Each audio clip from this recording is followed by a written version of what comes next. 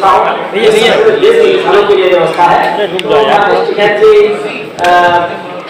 मुझे तो लगता है कि कुछ लोगों के हाथ में खेल रहे हैं, उन्हें इसके लिए बजट भी मिलता आस्था भी किया है और अपने देश के लोगों को आगे बढ़ाने में योगदान किया है। तो ये बोझ भी बढ़ेगा, लेकिन सरकार की जिम्मेदारी है कि वो जनता के हित में काम करे। तो हमारी सरकार इस तरीके के काम MSME पर आपने विशेष ध्यान दिया है, व्यापारियों को बढ़ावा दिया सर, और रोजगार के अवसर बढ़ेंगे। तो जो लोग हैं, जो ज़्यादातर लोग नौकरी करेंगे तो अमीर कैसे बनेगा?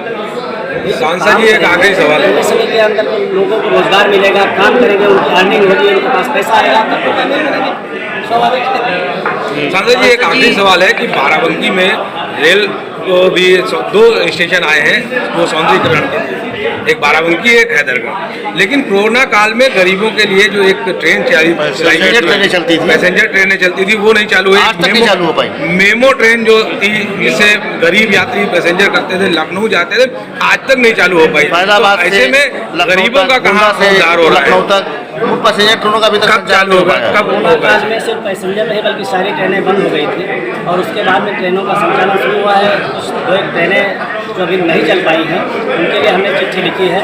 उसका भी देखा जा रहा है कि किस रेलवे स्टेशन पर कितने सवारियों का आवागमन हो रहा है। तो उसका एक रेशियो निकाल करके और जो भी ट्रेन चलने में उसको रेलवे विभाग को भी लाभांश दिखाई देगा तो ट्रेन चलाने का। लेकिन लखनऊ कानपुर तक जो चलती थी उसको तो सुचारू रूप से हो गया। बाकी और उसमें दैनिक पैसेंजर पंचवर्षीय योजना से चल रही है और वो हमेशा जारी रहेगी। उसमें कहीं किसी प्रकार की कोई कटौती है उसको खत्म करने की जैसी बात नहीं है। किसान सम्मान निधि हर किसान को साल भर में 6,000 रुपये देने का जो प्रावधान था वो इस बजट में भी बढ़ोतरी नहीं की जाएगी। बिल्कुल, जो भी किसान है नए किसान बढ़ेंगे, वो एक स्वाभाविक प्रक्रिया है कि जो भी नया किसान बढ़ेगा उसको इस योजना से आच्छादित करना है, लाभान्वित करना है। उसमें कहीं कोई नई बात लाने की आवश्यकता नहीं। सर, अखिलेश यादव ने इस बजट को विधायी बजट बताया है और उनका कहना है कि जो बीजेपी सरकार पूरी अर्थव्यवस्था को बर्बाद कर रही है। क्या कहेंगे इस पर? बीजेपी सरकार अर्थव्यवस्था को बर्बाद कर रही है तो उत्तर प्रदेश के बजट पर अखिलेश यादव ने कहा होगा उनकी भी सरकार थी, किस तरीके की अर्थव्यवस्था थी।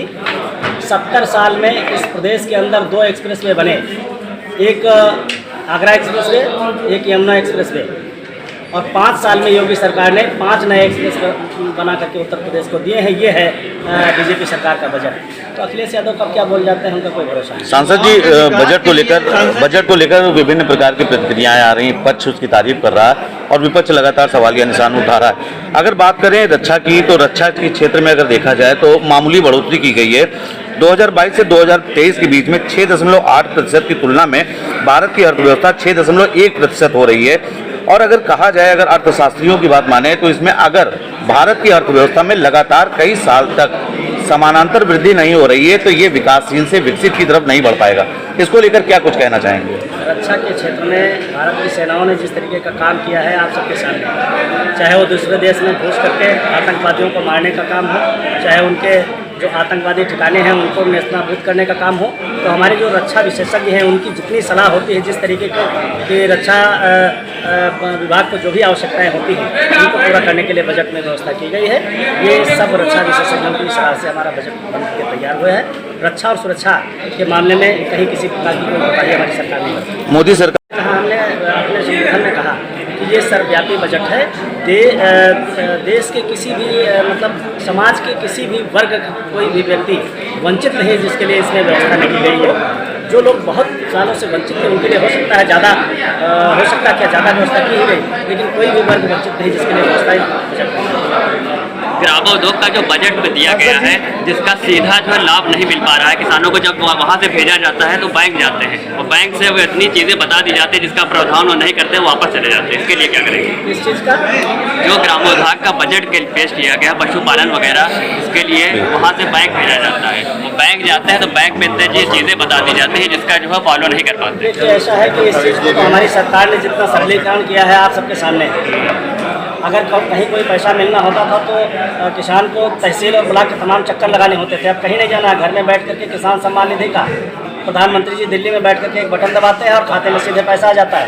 कहीं किसी को दौड़ना नहीं है। तो इस तरीके से और भी जो सारी स्कीमें हैं उन पर भी हमारे प्रधानमंत्री जी चाहते हैं, हमारी सरकार चाहती है कि किसान को घर में बैठे बैठे वो ऑनलाइन आवेदन घर से करे, उसको उसका लाभ मिले। अगर उसमें कहीं किसी प्रकार की कोई ये व्यवस्था बहुत सालों से बिगड़ी है तो इसको ठीक करने में भी थोड़ा सा समय लगेगा, लेकिन कई मोर्चों पर कई जगहों पर देखिए इतना सरलीकरण किया गया है कि किसान घर बैठे उसको किसान को घर बैठे लाभ मिल रहा है। सांसद जी, मेडिकल कॉलेजों